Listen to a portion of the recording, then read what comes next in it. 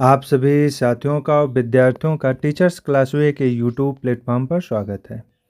आज मैं आप लोगों के बीच 50 उन महत्वपूर्ण प्रश्नों का श्रृंखला लेकर आया हूं जो आपके लिए काफ़ी महत्वपूर्ण सिद्ध होने वाले हैं।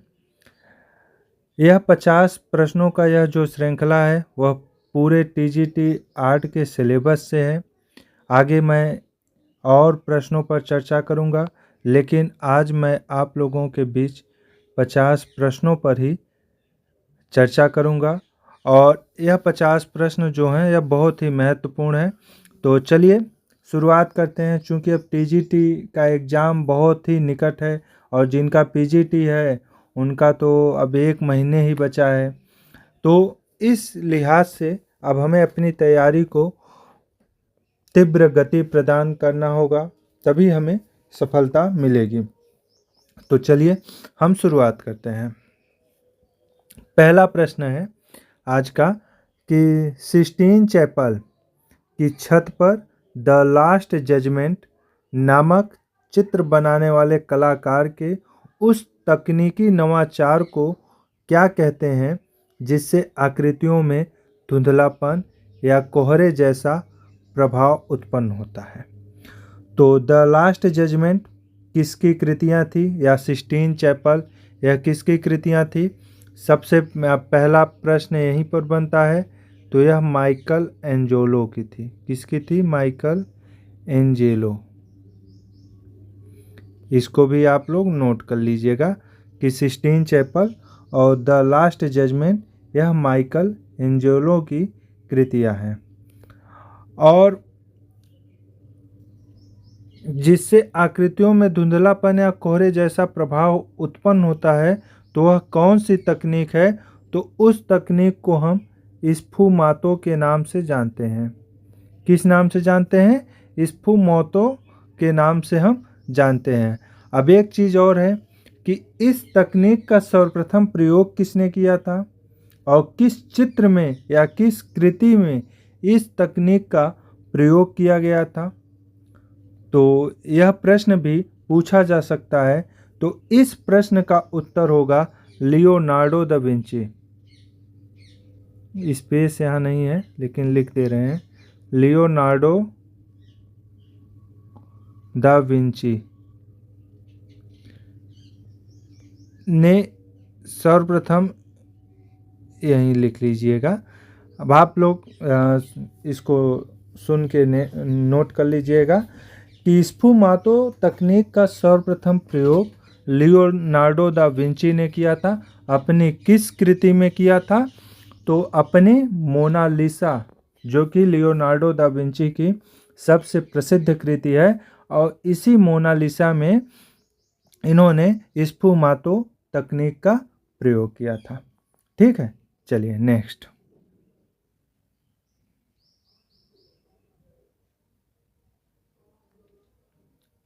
हाँ, अब अगला प्रश्न है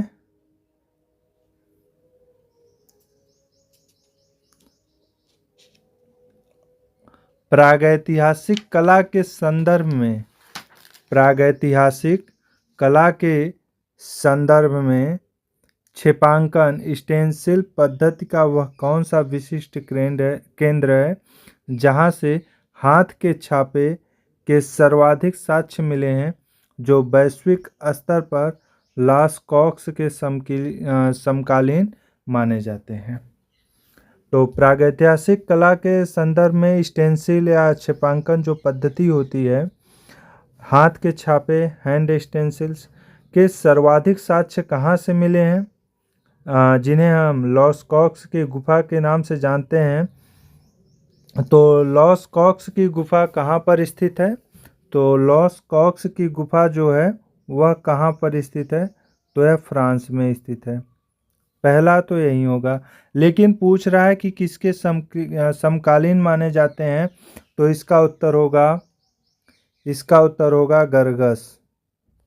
गर्गस के समकालीन माने जाते हैं। ठीक है। और अगर यदि प्रश्न भारतीय परिप्रेक्ष्य में हो, इस बात को भी ध्यान रखिएगा कि यदि अगर यह प्रश्न भारतीय परिप्रेक्ष्य हो तो इसका उत्तर सरोहो घाट मिर्ज़ापुर होगा। ठीक है, तो इसका उत्तर सरोहो घाट मिर्ज़ापुर होगा, क्योंकि हाथ के छापों की जो तकनीक है वह मिर्ज़ापुर में भी थी। हाथ के छापों के लिए मिर्ज़ापुर का सरोहो घाट भी प्रसिद्ध है। इस बात को ध्यान रखिएगा। लेकिन पूछ रहा है कि जो वैश्विक स्तर पर लॉस कॉक्स के समकालीन माने जाते हैं, तो लॉस कॉक्स की गुफा फ्रांस में स्थित है, गरगस फ्रांस में है, और यहीं पर हाथ के छापों स्टेंसिल तकनीक का प्रयोग किया गया था। ठीक है, पद्धति का प्रयोग किया गया था। लेकिन अगर भारतीय पद्धति में पूछे तो स्टेंसिल जो तकनीक है या स्टेंसिल जो पद्धति है वह भारत में सर्वप्रथम भारत के मिर्ज़ापुर ज़िले में, जो कि उत्तर प्रदेश के एक प्रमुख ज़िला है उत्तर प्रदेश का, इलाहाबाद वाराणसी के बीच में पड़ता है, प्रयागराज वाराणसी के बीच में पड़ता है। और सर्वप्रथम मिर्ज़ापुर में ही स्टेंसिल पद्धति का प्रयोग हुआ था भारतीय परिप्रेक्ष्य के अनुसार। लेकिन यूरोपीय परिप्रेक्ष्य के अनुसार या वैश्विक परिप्रेक्ष्य के अनुसार फ्रांस के लॉस कॉक्स की गुफा के समकालीन माने जाने वाला गुफा गरगस में हाथ के छापों का प्रयोग हुआ था। ठीक है, अब हाथ के छापे क्या है? तो हाथ के छापों में क्या है कि आदि मानव, जो प्रागैतिहासिक मानव होते थे, वे अपनी हथेली को दीवार पर रखकर उसके ऊपर से नली द्वारा रंग फूंक कर एक चित्र बनाए जाते थे। इसको वर्तमान समय में हम स्प्रे पेंटिंग भी कहते हैं।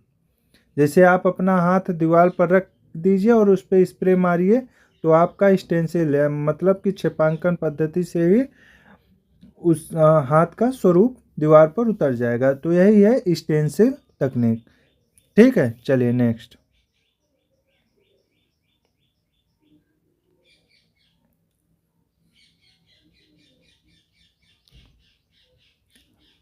अजंता की किस गुफा में नीले रंग लेपिस लाजुली का प्रयोग नहीं हुआ है? ध्यान दीजिएगा, क्या कह रहा है? प्रयोग नहीं हुआ है। अजंता की किस गुफा में नीले रंग लेपिस लाजुली का प्रयोग नहीं हुआ है, जबकि वह अपनी समकालीन गुफाओं में प्रचुरता से मिलता है? तो इसका उत्तर क्या होगा? गुफा संख्या 1 तो नहीं होगा, गुफा संख्या 2 भी नहीं होगा, गुफा संख्या 17 भी नहीं होगा, क्योंकि इन गुफाओं में नीले रंगों का प्रयोग हुआ है। इसका डी ऑप्शन क्या है? हाँ, गुफा संख्या 9 और 10, गुफा संख्या 9 और 10 में नीले रंग का प्रयोग नहीं हुआ है। लेपिस लाजुली जिसे कहते हैं। अब यहाँ एक प्रश्न और बनता है कि लेपिस लाजुली का आयात कहाँ से किया जाता था? लेपिस लाजुली जो एक पत्थर था, जी नीला पत्थर, इसका आयात कहाँ से किया जाता था? तो इसका आयात फारस से किया जाता था, ईरान से किया जाता था। लेकिन बाद में बदौखौसा अफगानिस्तान से भी इसका मतलब कि आयात किया गया है। ठीक है, तो लेपिस लाजुली एक नीला रंग होता है। और अजंता की गुफा संख्या 9 और 10 में लेपिस लाजुली का प्रयोग नहीं किया गया है, जबकि गुफा संख्या 1, 2 और 17 में लेपिस लाजुली का प्रयोग किया गया है। ठीक है, गुफा संख्या 17 को आप जानते ही हैं, उसे चित्रशाला कहा जाता है। सर्वाधिक चित्र गुफा संख्या 17 में ही मिले हैं अजंता के। ठीक है, तो चलिए नेक्स्ट, अगला।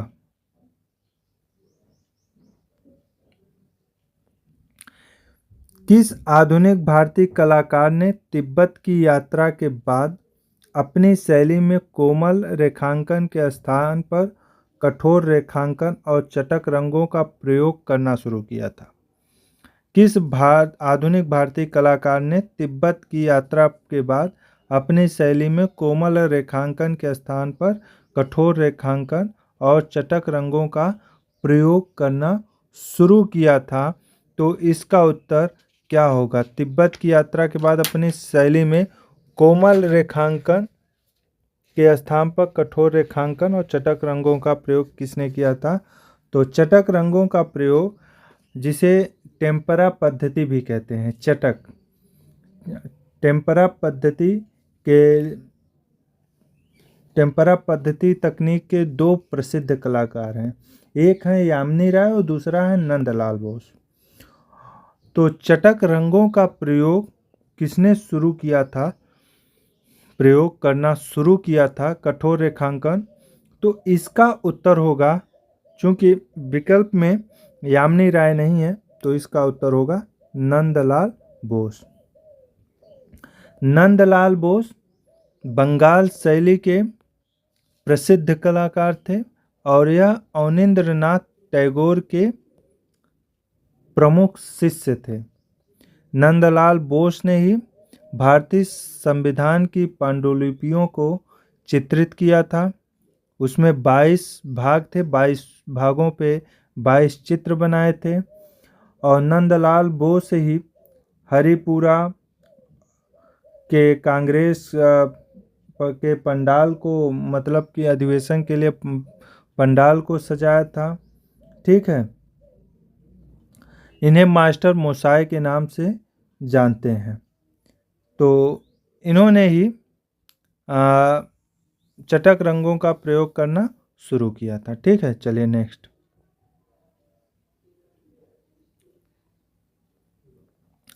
अब अगला प्रश्न है, सिंधु घाटी सभ्यता की वह कौन सी टेराकोटा मूर्ति है जिसमें चूड़ियों की संख्या के आधार पर उसकी पहचान नर्तकी की मूर्ति से भिन्न की जाती है?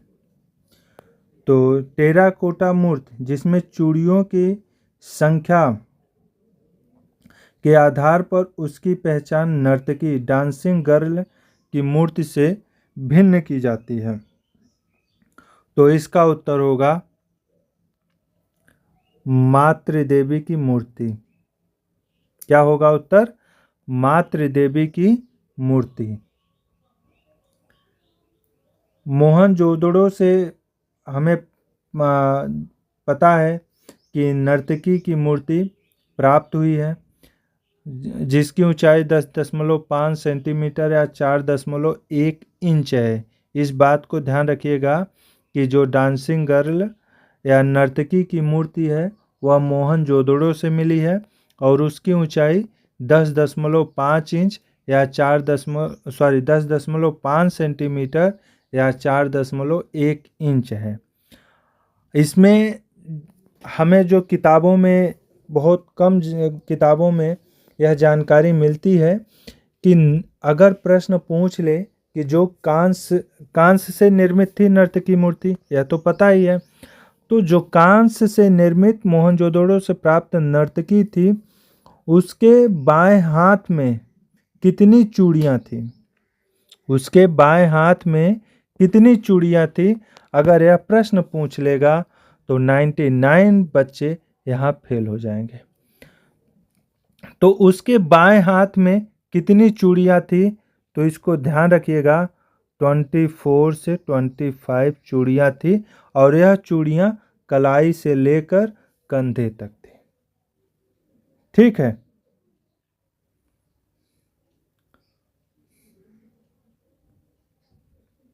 तो 24 से 25 चूड़ियां थी।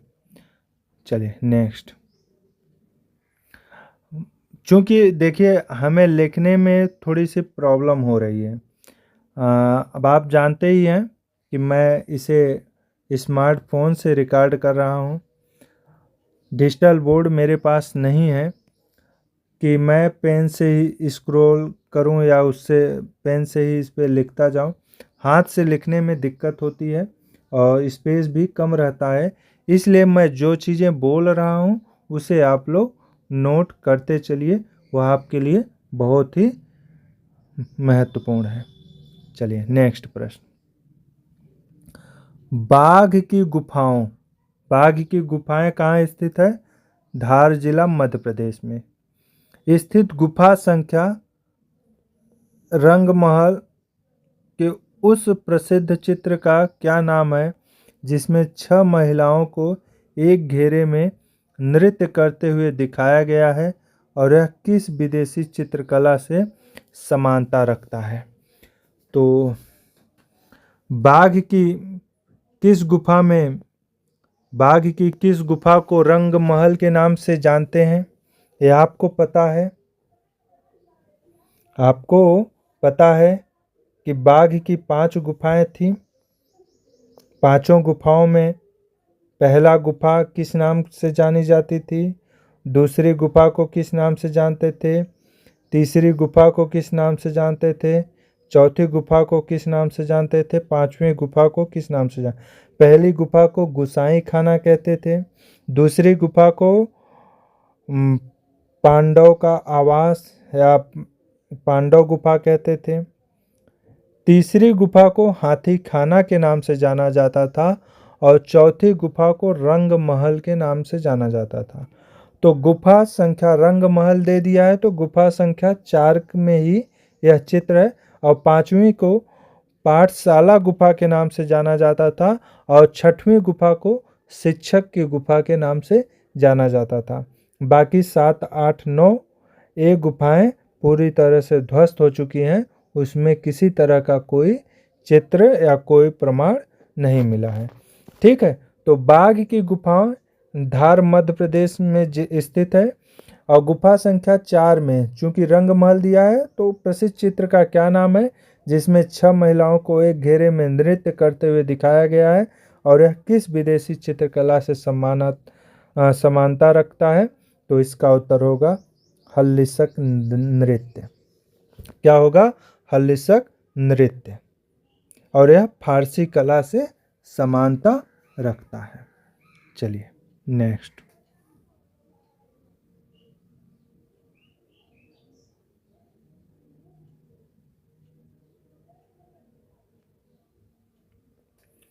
चलिए अब अगला प्रश्न है कि वह 7वां प्रश्न है। यह वीडियो बहुत ही लंबा होता जा रहा है क्योंकि इसका विश्लेषण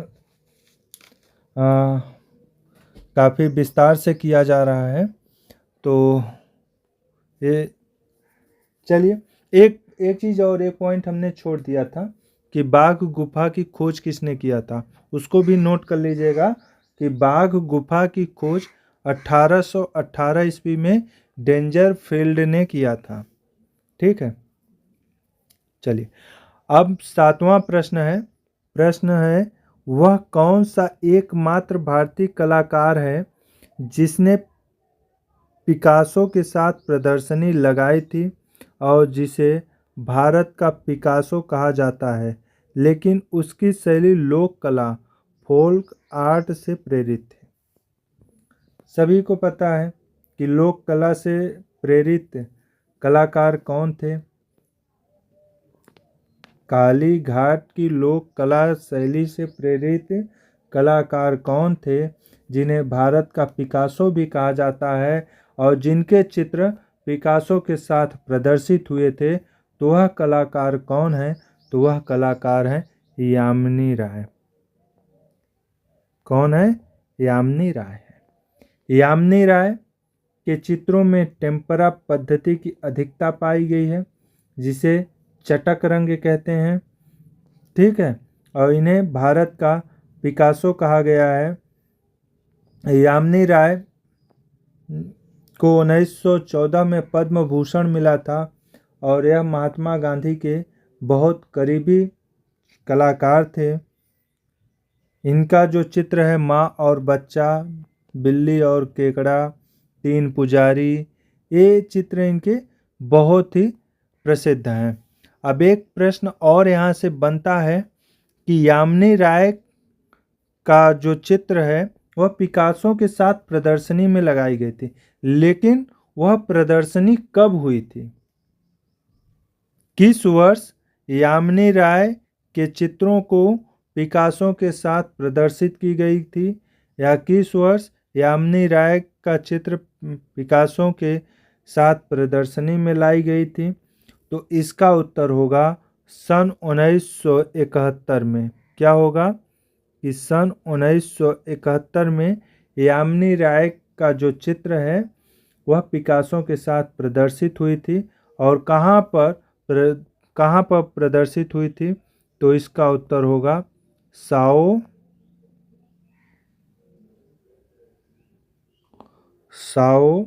पाउलो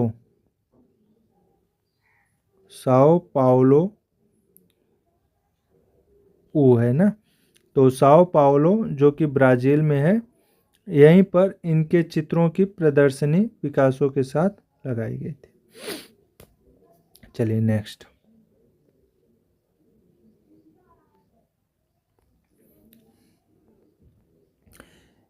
एलोरा की गुफा संख्या 16 कैलाश मंदिर का निर्माण किस शासक ने करवाया था, और इसकी वह कौन सी विशेषता है जो इसे दुनिया की अन्य वास्तुकला से अलग करती है?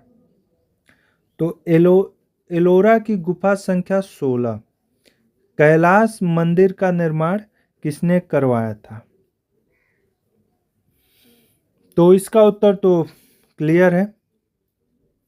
इसका उत्तर तो क्लियर है कि कृष्ण प्रथम ने ही एकास्मक पत्थर पे ही कैलाश मंदिर का निर्माण कराया था।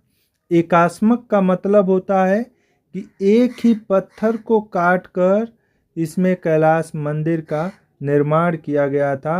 यह विश्व का सबसे आश्चर्यजनक वास्तुकला है,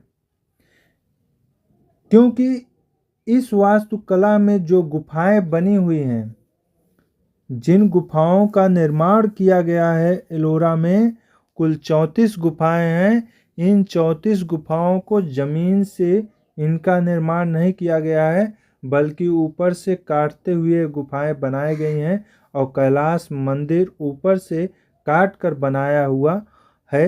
एक पहाड़ की चोटी को काट कर ही कैलाश मंदिर का निर्माण किया गया था। आधुनिक समय में इतनी टेक्नोलॉजी है, लेकिन इस तरह का निर्माण आज भी नहीं किया जा सकता है, जैसा कि कृष्ण प्रथम ने उस समय कराया था। राष्ट्रकूट नरेश कृष्ण प्रथम ने यह वास्तुकला का चरम शिखर भी माना जाता है।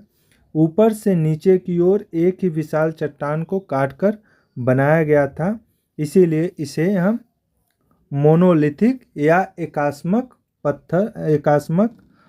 कहते हैं। ठीक है, तो एलोरा की गुफाएं का निर्माण किसने किया था, किसने कराया था? राष्ट्रकूटों ने कराया था। और कृष्ण प्रथम ने कैलाश मंदिर का निर्माण कराया था। और यहाँ रावण द्वारा कैलाश पर्वत उठाना का भी दृश्य दिखाया गया है। तो चलिए, सीरीज बहुत लंबा होता जा रहा है। हम आज 10 ही प्रश्न पे इसको समाप्त करेंगे, या फिर चलिए देखते हैं कितने प्रश्नों तक हम चल सकते हैं, क्योंकि थोड़ा बिजी शेड्यूल है। चलिए अगला प्रश्न।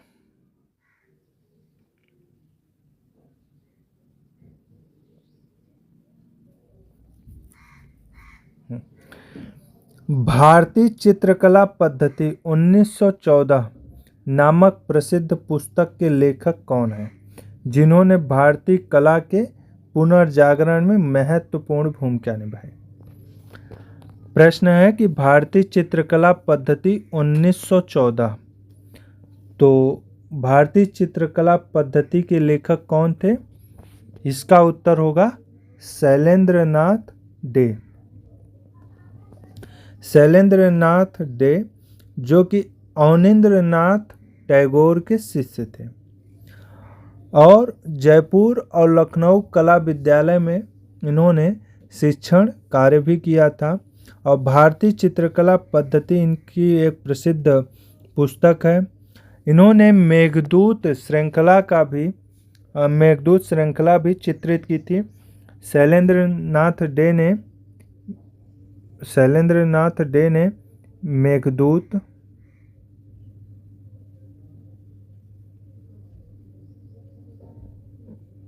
श्रृंखला को चित्रित किया था। ठीक है, मेघदूत श्रृंखला को इन्होंने चित्रित किया था। और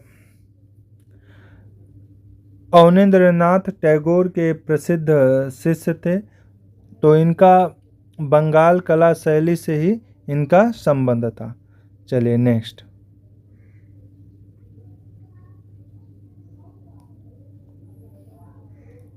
अब अगला प्रश्न है, सिगिरिया गुफा श्रीलंका के चित्र किस भारतीय गुफा के चित्रों से मिलते जुलते हैं और यहाँ कुल कितनी रूपायनी स्त्रियों के चित्र सुरक्षित हैं?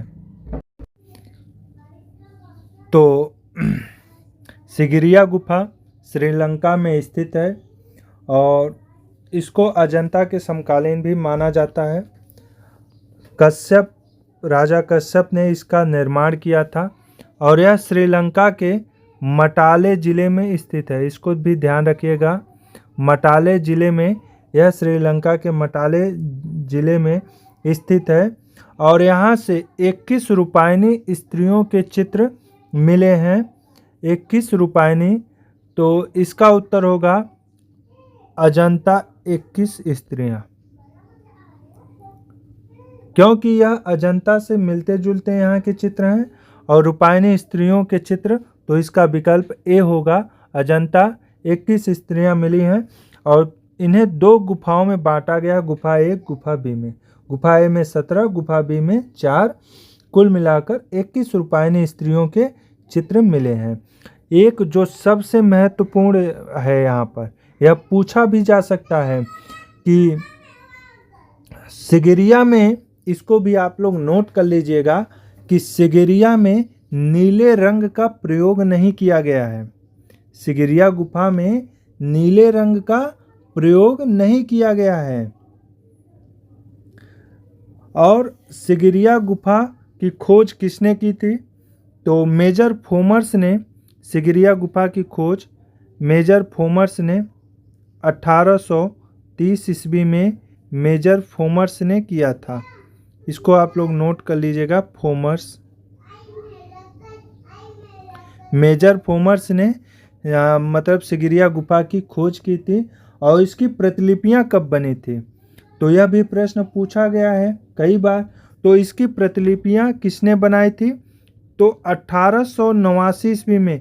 इसको नोट कर लीजिएगा आप लोग, क्योंकि यहाँ स्पेस नहीं है और लिखने में दिक्कत हो रही है। तो सिगिरिया गुफा की जो प्रतिलिपियां हैं वह 1889 ईस्वी में ए मुर्रे ने इसकी प्रतिलिपियां बनाई थी। यह कोलंबो से 108 किलोमीटर दूर मटाले ज़िले में स्थित है और सिगिरिया गुफा भारत की अजंता गुफा के समकालीन ही गुफा है, लेकिन इसमें एक जो अजंता से भिन्न है वह यह है कि इसमें नीले रंग का प्रयोग नहीं किया गया है। अजंता में नीले रंग का प्रयोग किया गया है, केवल गुफा संख्या 9 और 10 में नीले रंग का प्रयोग नहीं किया गया है। बाकी गुफाओं में नीले रंग का प्रयोग किया गया है, लेकिन सिगिरिया में नीले रंग का प्रयोग नहीं किया गया है। तो चूँकि बहुत विस्तार से हम इन प्रश्नों की श्रृंखलाओं पर चर्चा कर रहे हैं और वीडियो बहुत ही लंबा होता जा रहा है, तो आज मैं केवल इन्हीं 10 प्रश्नों पर ही इस वीडियो को समाप्त करता हूं, या इस वीडियो को मैं इन्हीं 10 प्रश्नों पर ही रोक देता हूं। आगे के जितने भी प्रश्न हैं हम उन पर थोड़ा संक्षेप में चर्चा करते हुए चलेंगे, क्योंकि आज हमने बहुत विस्तार से इन प्रश्नों पर चर्चा किया और वीडियो बहुत लंबा हो गया। आप देख सकते हैं कि 10 प्रश्न में ही आधे घंटे का समय बीत गया है। ठीक है, आप लोग अपने इस चैनल पर बने रहिए, अपनी तैयारी करते रहिए, निश्चित रूप से आपकी सफलता होगी। हमने 10 प्रश्नों पर ज़रूर आज चर्चा किया है, लेकिन इस 10 प्रश्नों से मिलते जुलते मैंने लगभग 100 प्रश्नों पर चर्चा किया है। तो इसे आप लोग नोट करके आगे बढ़ते रहिए। आज के लिए धन्यवाद।